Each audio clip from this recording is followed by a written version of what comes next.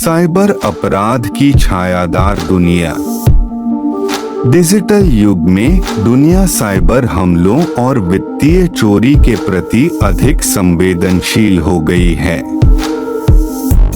एक व्यक्ति जिसने अधिकारियों और जनता का ध्यान समान रूप से आकर्षित किया है, वह मायावी रूसी हैकर है जिसे एक्वा के नाम से जाना जाता है। इस व्यक्ति, जिसका असली नाम मैक्सिम याकोविट्स है, ने डिजिटल परिदृश्य में कहर बरपाया है और अपने पीछे अत्याधुनिक साइबर हमलों का निशान छोड़ा है। एक्वा इविल कॉर्प नामक साइबर आपराधिक संगठन में नेता का पद रखता है। इस समूह ने कई रैंसमवेयर हमलों को अंजाम दिया है, जिसके परिणामस्वरूप व्यक्तियों और व्यवसायों से करोड़ों डॉलर का अवैध अधिग्रहण हुआ है। लेकिन एक्वा इतने लंबे समय तक पकड़ से बचने में कैसे कामयाब रहा?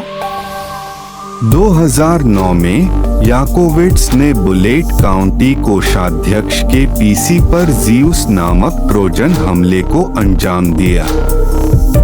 इस सुरक्षा उल्लंघन का फायदा उठाते हुए उसने काउंटी के बैंक खाते के लिए लॉगिन क्रेडेंशियल प्राप्त किए, जिससे बड़ी मात्रा में धन का अनधिकृत हस्तांतरण शुरू हुआ।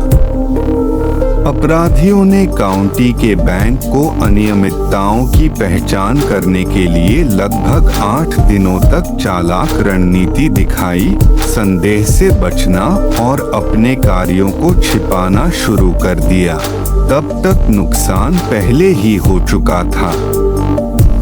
जांच अधिकारियों को याकोविट्स तक ले गई जब उन्हें एक्वा से जुड़ा एक ईमेल पता मिला। हैकर की पहचान तब और पुख्ता हो गई जब यह पता चला कि उसने अपने बच्चे के लिए घुमक्कड़ी खरीदने के लिए उसी ईमेल खाते का इस्तेमाल किया था। इस रहस्योद्घाटन के बावजूद रूस ने आगे कोई कार्रवाई नहीं की, जिससे अमेरिका विदेशी धरती पर जांच करने के लिए शक्तिहीन हो गया।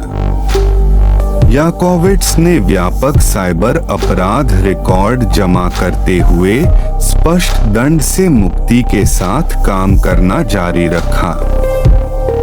2012 में याकोविट्स पर विनाशकारी ड्राइएक्स मैलवेयर हमलों का नेतृत्व करने का संदेह है। यह मैलवेयर, जिसे बुगाट के नाम से भी जाना जाता है, परिष्कृत तकनीकों के उपयोग के माध्यम से विंडोज उपयोगकर्ताओं को लक्षित करता है। माइक्रोसॉफ्ट वर्ड और एक्सेल फाइलों में एक मैक्रोवायरस एम्बेड करके हैकर्स लॉगिन विवरण, बैंकिंग क्रेडेंशियल और व्यक्तिगत जानकारी से समझौता करने में सक्षम थे। इविल कॉर्प, जैसा कि समूह के नाम से जाना जाता है, ने तेजी से खुद को विश्व स्तर पर सबसे खतरनाक हैकर समूहों में से एक के रूप में स्थापित कर लिया। 2014 में वे लगभग 15,000 दैनिक स्पैम ईमेल के माध्यम से फैल गए, जो मुख्य रूप से यूके और यूएस के नागरिकों को लक्षित करते थे। दोनों देशों को पर्याप्त नुकसान हुआ, जिसका अनुमान क्रमशः $2 मिलियन और $10 मिलियन था। इविल कॉर्प का शासन यही नहीं रुका।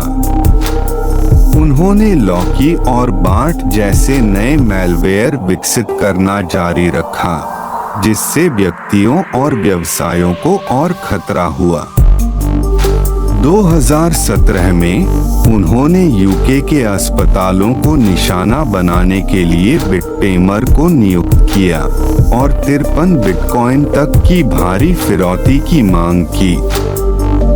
2019 में अमेरिकी ट्रेजरी विभाग ने याकोविट्स और उनके सहयोगियों सहित इविल कॉर्प पर प्रतिबंध लगाए। प्रतिबंधों ने तय किया कि रूस की सीमाओं से परे जाने वाले समूह के किसी भी सदस्य को तत्काल गिरफ्तारी के अधीन किया जाएगा। यह 2019 में एक महत्वपूर्ण झटका था। अमेरिकी ट्रेजरी विभाग ने याकोविट्स और उनके सहयोगियों सहित एविल कॉर्प पर प्रतिबंध लगाए। प्रतिबंधों ने तय किया कि रूस की सीमाओं से परे जाने वाले समूह के किसी भी सदस्य को तत्काल गिरफ्तारी के अधीन किया जाएगा।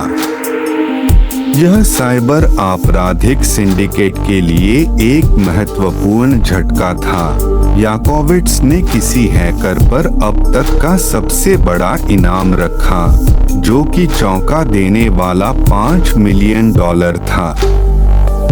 हालांकि ठीक एक साल बाद गार्मिन हैकिंग की घटना सामने आई, जिसमें संदेह सीधे तौर पर एविल कॉर्प की ओर इशारा कर रहा था। गार्मिन को $10 मिलियन की फिरौती की मांग मिली, और हालांकि कंपनी इस बात पर चुप रही कि उन्होंने भुगतान किया या नहीं, वे 4 दिनों के भीतर अपनी सेवाओं को बहाल करने में सक्षम थे। अटकलें लगाई गईं कि एविल कॉर्प ने अपना उद्देश्य हासिल कर लिया है। जब तक वह रूस की सीमाओं के भीतर रहेगा, याकोविट्स तक पहुंचना एक महत्वपूर्ण चुनौती बनी रहेगी। ऐसा लगता है कि हैकर बाधाओं से बेपरवाह है, एक शानदार जीवन शैली अपना रहा है और अपनी संपत्ति का दिखावा कर रहा है। वह $2 लाख की लागत वाली लैम्बोर्गिनी में मास्को की सड़कों पर घूमता है, जिस पर कस्टम लाइसेंस प्लेट पर चोर लिखा हुआ। वह पालतू बाघों और शेर के बच्चों को पालने से लेकर स्पा छुट्टियों पर जाने तक विलासितापूर्ण खर्चों में लिप्त रहता है, जिसकी लागत प्रति सप्ताह $10 लाख तक होती है। याकोविट्स की स्वतंत्रता के लिए एक संभावित स्पष्टीकरण उनके ससुर एडवर्ड बेंडेरी, जो कि एक पूर्व FSB अधिकारी थे, के साथ उनके संबंध में निहित है। याकोविट्स और बेंडेरी की बेटी की शादी की न्यूनतम कीमत $3 लाख थी, जिससे सरकार समर्थित रूसी साइबर हमलों में संभावित भागीदारी के बारे में संदेह पैदा हो गया। ऐसे संकेत भी मिल रहे हैं कि रूसी खुफिया एजेंसी एविल कॉर्प को स्वयं नियंत्रित कर सकती है। हालांकि यह संबंध स्थापित करना चुनौतीपूर्ण है, लेकिन यह स्पष्ट है कि याकोविट्स को रूस में प्रतिरक्षा प्राप्त है। यह उससे आगे तक फैला हुआ है। एविल कॉर्प के कई सदस्यों के बारे में अफवाह है कि उनके उच्च रैंकिंग वाले रूसी अधिकारियों के साथ पारिवारिक संबंध हैं। आरोपों और FBI की खोज के बावजूद याकोविट्स और अन्य साइबर अपराधी कानूनी परिणामों से बच रहे हैं। रूसी सीमाओं के बाहर कदम रखने पर तत्काल गिरफ्तारी हो सकती है, लेकिन जब तक वे देश में रहेंगे, वे परे प्रतीत होंगे न्याय की पहुंच। FBI के सबसे वांछित रूसी हैकर एक्वा की कहानी साइबर अपराध से निपटने में अधिकारियों के सामने आने वाली चुनौतियों की याद दिलाती है। प्रौद्योगिकी का लगातार विकसित हो रहा परिदृश्य हर दिन नए खतरे पैदा करता है और न्याय की खोज के लिए अंतर्राष्ट्रीय सहयोग और नवीन रणनीतियों की आवश्यकता होती है। हमें उम्मीद है कि आपको इस कुख्यात रूसी साइबर अपराधी के जीवन और गतिविधियों की यह खोज दिलचस्प लगी होगी। बेझिझक अपने विचार टिप्पणियों में साझा करें और अधिक सम्मोहक कहानियों के लिए हमारे चैनल को लाइक